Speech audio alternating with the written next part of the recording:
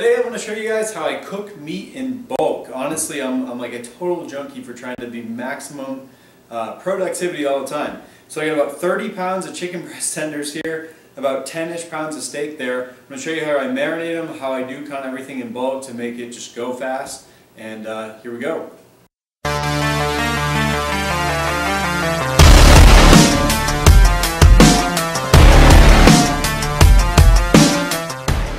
So one of the things you probably run into as you're making chicken and stuff is it's like you recognize that your hands are constantly getting dirty, right? So it's like, how do you maximize like each step so you're not constantly stopping to wash your hands? So first thing I'll get made up is the marinade. Now for chicken breasts, I actually I came across this a while ago. It's kind of a blend of myself and a couple other people's things.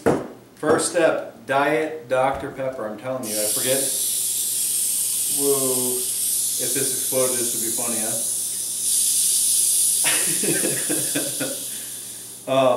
However many flavors they say are in Diet Dr. Pepper, like no joke, right? Like just super flavorful stuff. Obviously you could use regular Dr. Pepper, but for me I just like the diet because, you know, avoid calories. So in this case, you figure I get about 10-ish pounds of steak, 30 pounds of chicken.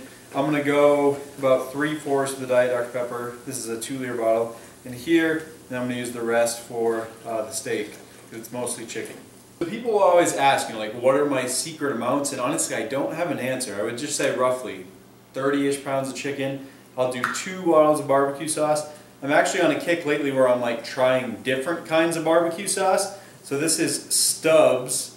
I got the original here, and then I got the Smoky Mestique. And so I'll dump in 2 bottles of that.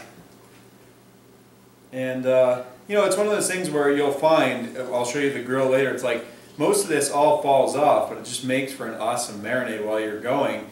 And so you're really not adding hardly any calories, as I can see it, from adding all these things. So I got my 2 bottles of barbecue sauce, my Diet Dr. Pepper, and then, so the keys here being, the barbecue sauce is just kind of an extra. But to get the chicken breast going awesome, what I really found, you need to have an acid, so that's what this Diet Dr. Pepper is doing, to kind of like eat into that tissue. That's number 1. 2, you have to have an oil. I've experimented. I'm not a big fan personally of extra virgin olive oil. Just the taste to me is a little strong. But I'll go with this extra light olive oil. People ask how much. Again, it's a marinade. I'm cooking 30 pounds of chicken. Like most of it's going to fall off. I'll probably go, I would guess, maybe half a cup of total oil. So let's say that's about a 1/4 cup of the extra virgin olive. Excuse me, of the extra light olive.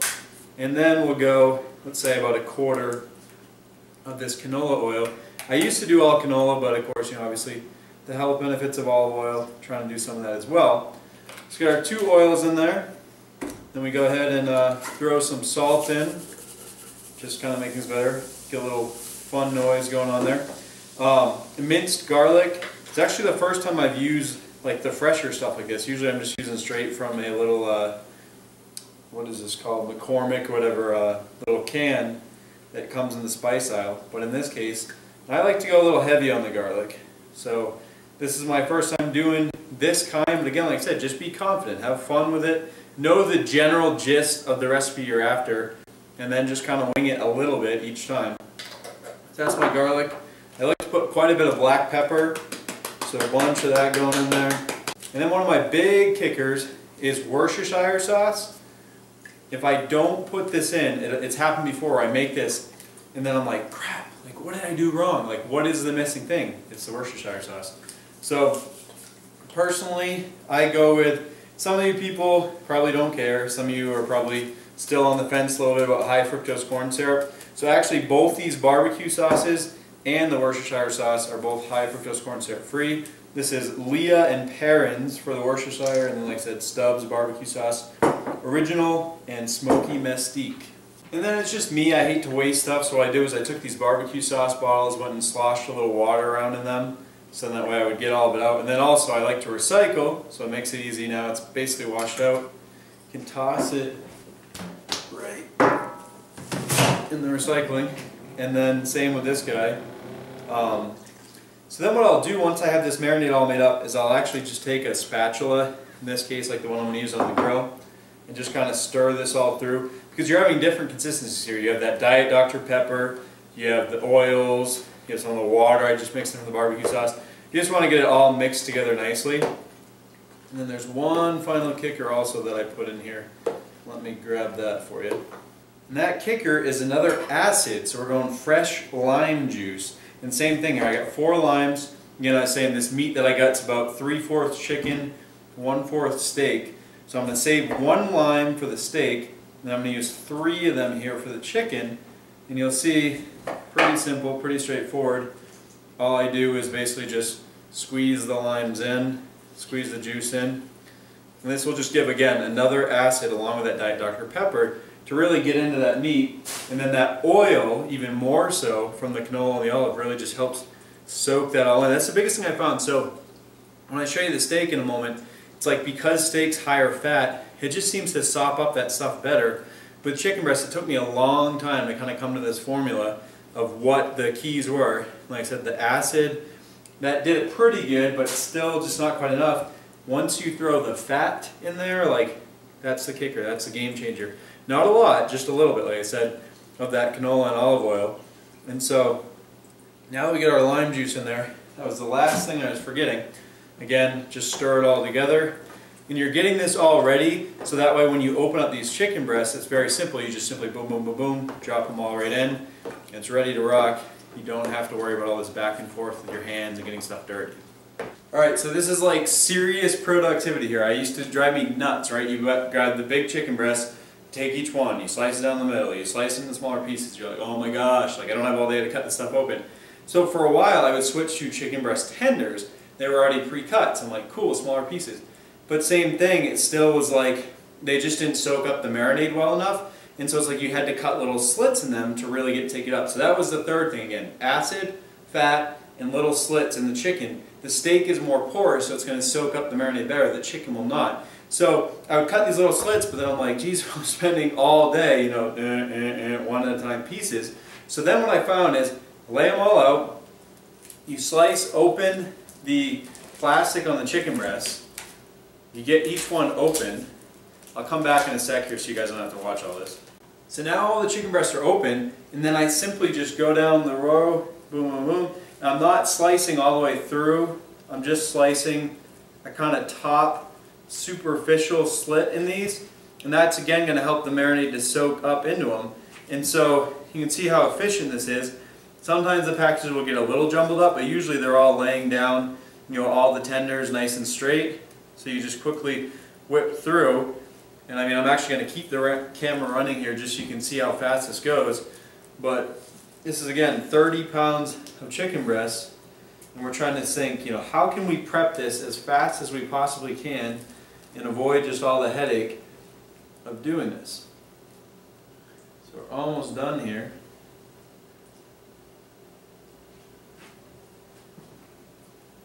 Last one.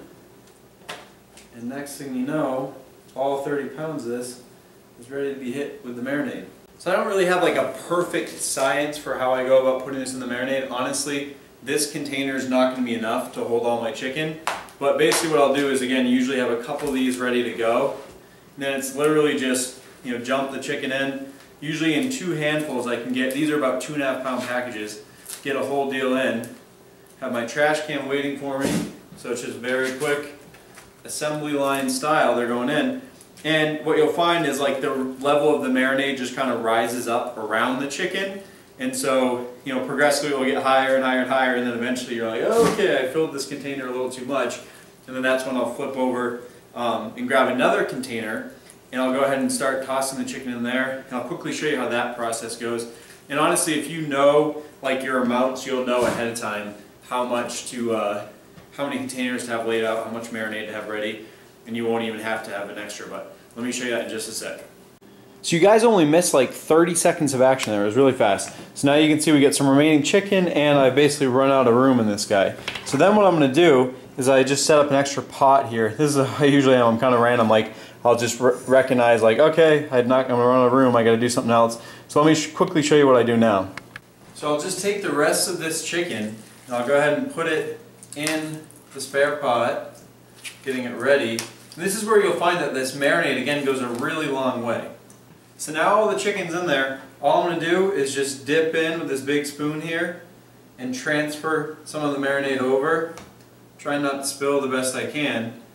And basically there, honestly, it doesn't take much, and you pretty much just dump it on, and you just kind of take your hands and, you know, work it through, and within no time you get them all covered. So I'm just going to go ahead and cover these up. And the biggest key I found, you really got to put them in the fridge for about 24 to 36 hours. So when you first buy the breast, make sure you do this right away. Get that clock rolling, because it's going to be a pain to wait the 24 to 36 hours. That's the key to really letting this stuff soak in. Tastes amazing. It's time to grill up all this meat. About 36 hours of marinating, as we talked about. And basically here it's like an assembly line style. It's a lot of work you got to put in up front, but ultimately it makes things very efficient. So we got these tins here. Basically what I'm going to do when this meat comes off the grill, that'll be like the temporary holding place for them. And ultimately I'll transfer them to these large containers here and then back into that one I used. Obviously I'll wash it in between, and that will get them ready for the freezer. And as for the grill itself, honestly, for people that say they hate cleaning grills, I'm with you. So what I do is I start the thing on high, I blast it, it burns most everything off, and then I turn it to something a little more moderate, and that's ultimately what I cook it on. And then the good thing about, again, we talked about putting the chicken marinade in a little bit of fat, is that now I don't have to worry so much about the chicken sticking to the grill. It'll happen a little bit because it's pretty lean meat, but it's not so bad, and that ultimately just, you know, allows you to be more efficient. Boom, boom, boom, get stuff going. So let's go ahead and load up the grill. So I just take my tongs here and just go to work, trying to be as fast as I can, tossing stuff on, spread it around. You'll find you have hot and cold spots on the grill, so you definitely want to keep an eye on it as you go.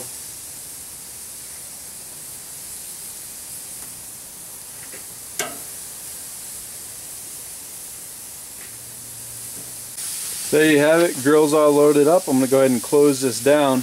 And the key here is going to be to not overcook it. We're going to purposely undercook it, so that way when we bring it out of the freezer, we can just simply, you know, throw it in the microwave, throw it in a stir fry, and then that finishes the cooking through, rather than double cooking it. So, you know, cooking it through fully here, cooking it through fully again there, you're just going to basically end up with tougher meat. And that's one of the many little quirks or tweaks that I like to have to keep the meat super tender. Months later, it still is amazing right out of the freezer. So you've only missed a couple minutes time lapse, guys. I mean, you can see these things are not even that well cooked, but I'm already going to go ahead and flip them just because I don't want to take a chance of things burning. Now I kind of know the hot spots on my grill. They actually tend to be over here. So even though this was grilled last, you can see things are moving along faster on this side. You'll notice again, by not letting them stick too long, you saw a little bit of stickage there. But the chicken doesn't stick too bad. And so I'm going to go ahead and flip the rest of these over, and then in not too long here they'll be off the grill in time for the next round. Again, getting a ton of stuff done in not that much time, rather than doing a bunch of little, you know, 5-pound grill offs at a time. So before I go ahead and close this down, you can kind of see varying levels there. Still some pink, but things are definitely starting to cook. And that's honestly what you want. I'm going to go ahead and shut that down.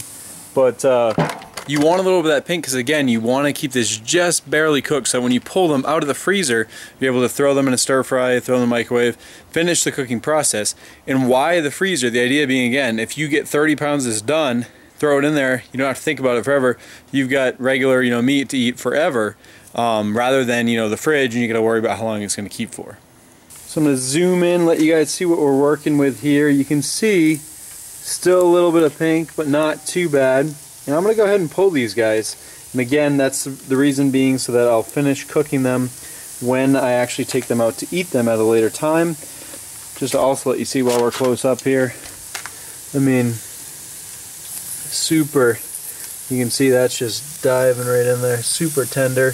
And honestly, they'll stay just about this tender literally till months out. I swear, you got to try it. So I'm going to go ahead and bring my tin dishes here in extra close. That'll just make the transfer more efficient. And again, this is just to let things cool off real fast. Go ahead and grab all of them. Just start tossing them in there. And then, like I said, it's just next round, next round, next round until it's all done. And then we'll move on to some steaks.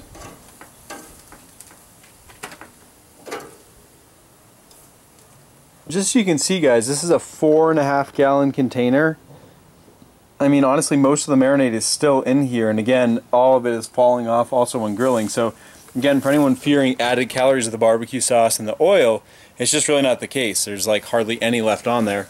Again, here you can see this chicken that's cooling. I mean, show me the marinade. There's really none gooped on there at all. Just fresh, awesome, barbecue tasting, tender chicken. Alright, so now the fun part. Let's call this the transfer. So these have been cooling off here. What we're going to do is we're going to go ahead and set a bunch of them in here. Now this is something I found out the hard way, is that these are all little chicken breast tenders. They're going to start sticking together. You're going to end up with one massive pile of them all stuck together, and then when you want to break some off, it actually becomes really hard. Particularly even sometimes if you do like big chunks of breast meat or whatnot. As you'll see here, I basically lay in one flat layer, and these all have a little bit of space between them so they won't get stuck together. And then what I'm going to do, these are just little cheapy cutting boards.